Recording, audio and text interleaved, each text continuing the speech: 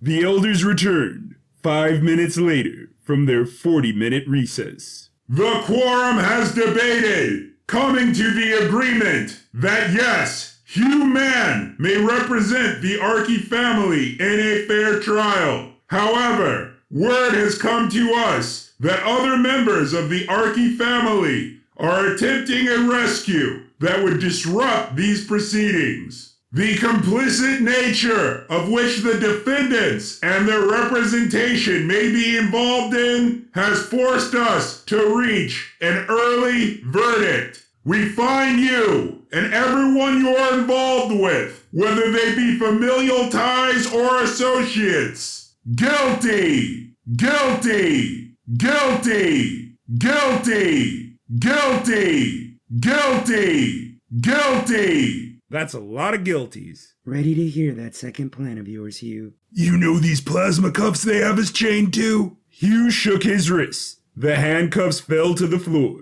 I picked all the locks. Hugh led the way out of the courtroom, with KVXIV, Lothario, Protag, and Antag following closely behind. An entire battalion of drone and vulture bots awaited them on the outside. The 5 of them put their hands over their heads in defeat. Meanwhile, at the loft, the brutal drones sent to attack Orion were far more formidable than the usual security bots. They learned quickly, countering every move he threw at them. His strategy wasn't really to destroy them, just to keep them occupied long enough for Luna to finish downloading into her body. The countdown clock read 1 minute, 30 seconds, when 2 of the brutal security drones pinned down Orion's metallic tentacles, while the other 2 presented sharp metal corkscrew drills from their undercarriage. They slowly glided down onto Orion, cutting into his face and chest, when a loud whistle erupted out of nowhere. The brutal drones looked around to see where the sound came from. Luna stood away from the virtual reality console, wielding a bright blue plasma sword that moved so fast it cut the drones in half with one swipe. Their top halves detached sideways, exploding one by one. Orion stood, his cells already rapidly healing his wounds. He looked to Luna as he formed his metallic wings. She jumped on his back, and they flew through the shattered window. Patri and Matri got the call and go-ahead from Orion to begin destroying the power sources. In the ocean, RORY and Archy witnessed the drilling of the power source aboard the observation deck of Queen Dr. Visco's submarine as it left Aqua Village, along with 8 dozen other escape pods. A call from Coral went over the intercom. We have successfully penetrated the ocean floor. Load the atom charges. 2 Shifter Inc. atomic missiles were unloaded from the nearby Aqua Village submarine, positioned vertically to be launched into the trench. At the same time, Matri finished lining the walls of Archy Manor with C4 explosives. Ignition in cut. Patri scaled down the gnarled wooden trench with his bionic arm. Worrying his rocket pack could accidentally set off his backpack full of explosives, he reached the bottom of the tunnel that was over 200 stories below the surface, cautiously taking off his backpack, as well as the 20 sticks of dynamite, 12 grenade chargers, and 4 detonators. The light from his eyes illuminated the cavernous tunnel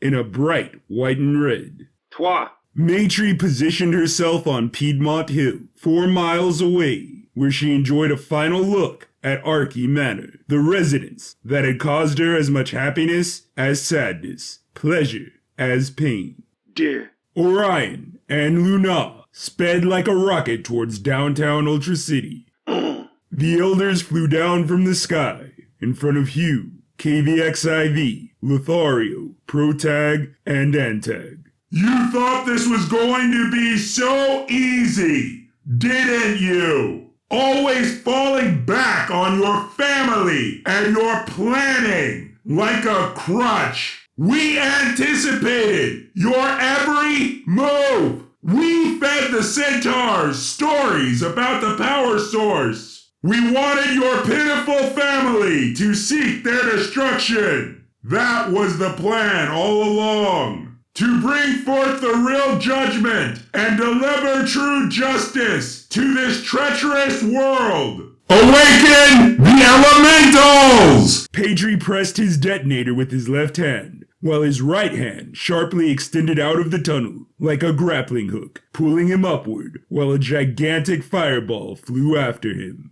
Maitri pressed her detonator, watching as Archy Mana immediately lit up in a gorgeous cloud of fire. The two missiles plunged into the trench, rocking the ocean floor with a thud. Pedri climbed away from the tunnel, turning back to see huge puffs of smoke exiting its mouth. There was a stomp, followed by another, until a massive hand made of dirt, wood, and stone pushed its way out of the tunnel. The mushroom cloud that was Archy Manor got bigger and bigger, forming into a giant minotaur made of flames. The earthquake under the sea created a tidal wave, launching all of the submersibles to the beach. Queen Dr. Viscos was the last to get out of the submarine, watching as the Archies and citizens of Aqua Village stared above in terror at the unthinkable. A gargantuan bipedal hammerhead shark made entirely out of water, wielding a golden harpoon. Hugh and the four Archies looked to the sky, then went from their poses of surrender into fighting stances. The elders began to laugh.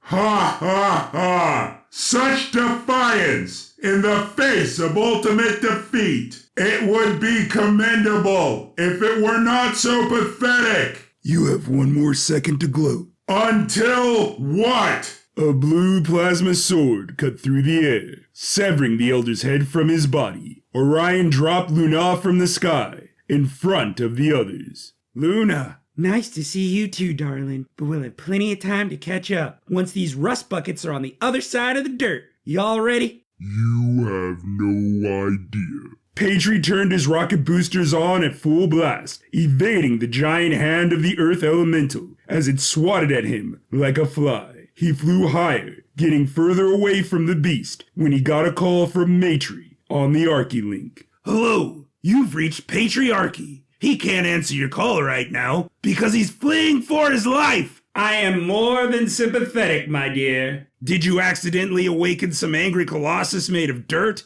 Fire. Sounds about right. Mind giving me a hand? Not at all. Believe it or not, I think I lost him. The Earth Elemental's hands wrapped around Pedri, about to squeeze, when a sharp silver light bolted out of the sky, tearing through the palms of stone, dirt, and wood, turning them into rubble. The Elemental collapsed, screaming in pain. Orion jetted out of the pile of rubble to meet Pedri midair. Mind filling an old bot in on what in the blue blazes is happening? The elders duped us into releasing 3 very dangerous elementals, whose sole purpose is to destroy the world. I brought Luna to the others, and left them to return to you.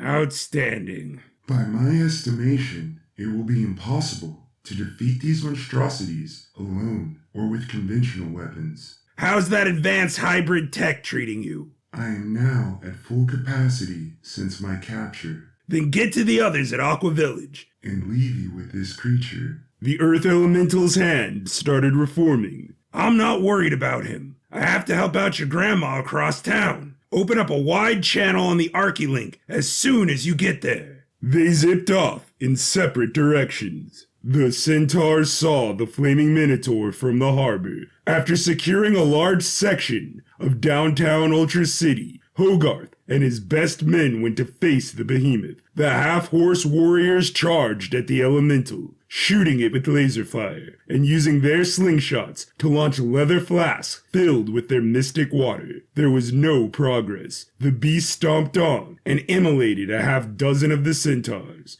Maitri flew directly into the face of the elemental, using her sonic screech to daze it, so Hogarth and his soldiers could flee to safety. The creature became furious and started spitting fireballs at her.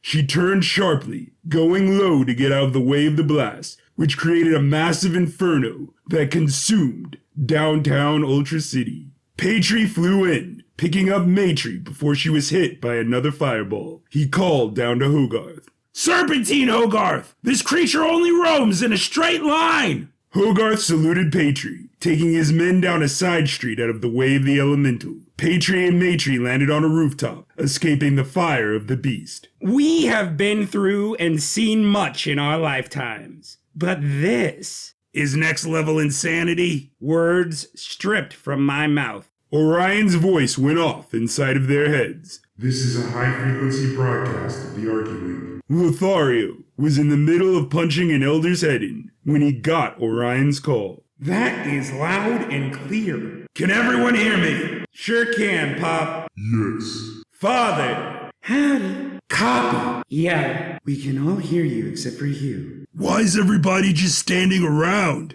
Well, kiddos, as I don't need to tell you, we are in a bit of a predicament.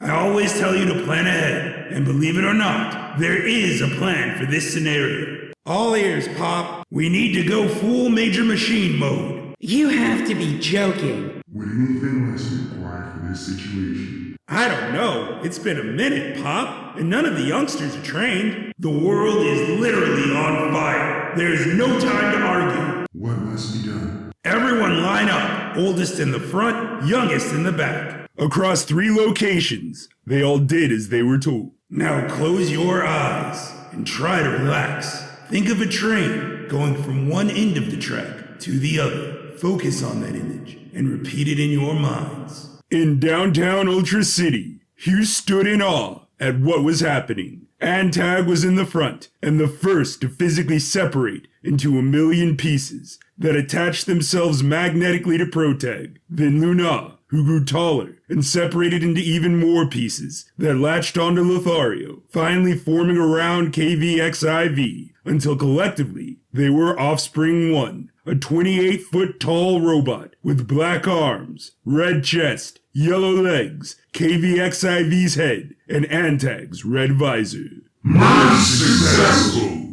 On the beach, Queen Dr. Viscose observed RORY combine with ease. Then Archy, who sputtered a few seconds before splitting into pieces, aligning with Orion to form Echo Boom, a major machine that was 26 feet tall, silver and white, with magenta stripes and enormous metal tentacles protruding from its back. Merge successful! Patry and Matry had already merged into their 30-foot tall major machine, Solid Gold. Merge successful! Solid Gold ran through the flames of Ultra City, while putting them out by igniting their high-powered blowjets. After all of the flames were extinguished, they were face to face with the fiery Minotaur. The 2 titans charged head first at each other. Offspring 1 picked up 2 elders, slamming them together until they permanently shattered into obsidian glass. A swarm of security and vulture drones surrounded the major machine, covering it in a mountain of metal. A bright white light shot through the mound, obliterating every drone. Echo Boom reached the water elemental before it could set foot on land, grabbing its harpoon, breaking it in half. The monster did a swift kick, knocking Echo Boom into the water. Leaping onto the major machine, it pounded away at its stomach. Tentacles reached out, piercing the water elemental on both sides of its body, freezing the beast from the inside out with nitrogen blasters, then tore it apart. There was steam instead of blood, as it dissolved into nothing forever. Solid Gold traded blows with the flaming Minotaur. Neither one gave in. A stomp was heard at the other end of the city. The Earth Elemental had emerged from the jungles of Central Park. The sight of the other Elemental distracted the flaming Minotaur, giving Solid Gold the opportunity to grab it by the horns and use their boosters to rocket forward. On instinct, the giant quickly turned his hand into a large dagger of wood and stone, piercing the flaming Minotaur, while at the same time, the fire burned him alive. Solid Gold pushed the Minotaur's extinguished body forward onto the pile of ash that was now the Earth Elemental. After returning to their original forms, the Archies freed everyone imprisoned by the Elders. Patry and Matry left Ultra City to explore the uncharted regions of Polaris. Orion kept making advances into the cyber world. Lothario opened a successful private investigation service with Chris T. Dr. Victoria Viscos successfully jump-started the Archy's Fallen Space Casino franchise on the third moon. While vacationing on the third moon, Antag thwarted an attempt by 11 conmen seeking to rob the space casino, forever winning the heart of Dr. Viscos. Protag and Luna drove across the western hemisphere of Polaris. Hugh and KVXIV remained as the heads of the Archy Corporation, overseeing Ultra City's reconstruction. RORY and Arch IE were married at an undisclosed location. You just listened to One Cycle to Span, Season 13, Episode 13, Part 5. This audio drama was written, recorded, performed, and edited by Drew Manning. If you enjoyed it, please stay tuned to this channel. While the Archy family story may be over, coming up next, we have Barburbia. Thank you for your time, and have a great one.